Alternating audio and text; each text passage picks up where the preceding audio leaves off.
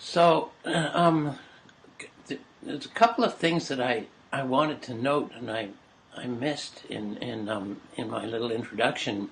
One was this dedication you have to exploring the minute detail of your art. In order to communicate this passion you have about the essence of our natural world, and the traveling you've done.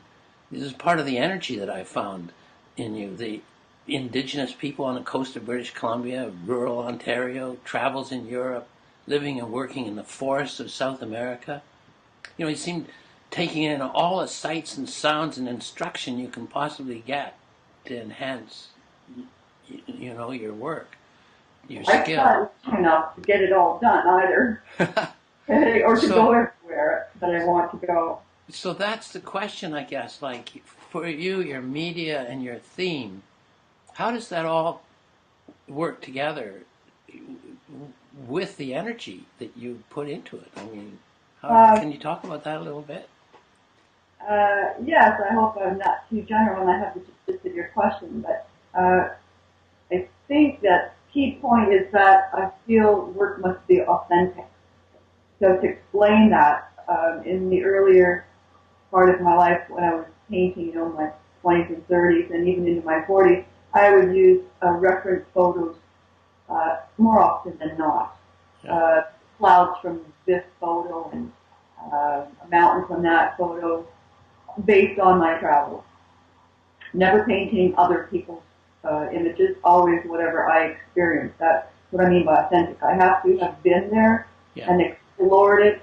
And I'll give you one example, and I'll say that it pretty much demonstrates how I like to operate around creating art.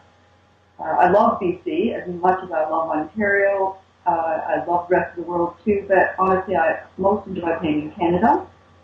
So to have my subject matter, I will take my backpack and my paint and small canvases. Usually, if selected oil doesn't travel that long, in my opinion, not with me anyway.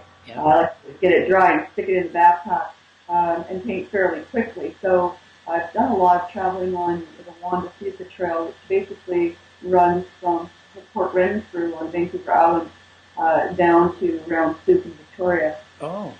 That's a pretty rough trail because it's a lot newer. I think it was started in 1995. So it takes, 1, 2, or more hours to get down to an actual coastline.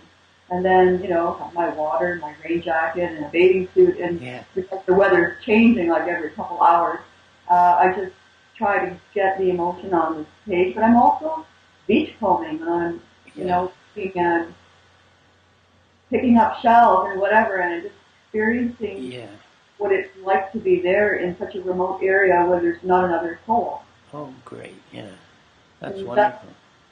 Well, and I have a lot of photographs here, and I sometimes still pull them out, but ultimately now it's so ingrained in my mind, the visions that I've seen, that I don't really need the reference material. I go back to the small painting, and it's common for me to take 8 by 10 or 12 by 12 I've done on a site outside, bring it back to the studio and paint something bigger and then something bigger, and it transforms itself into a huge project from one little painting.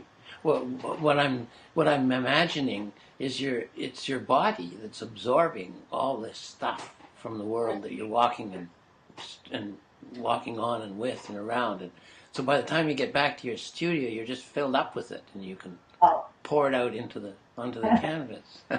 True, very true. And sometimes I can work for 6 to 9 months on one escapade based on one experience for a week somewhere. Wow.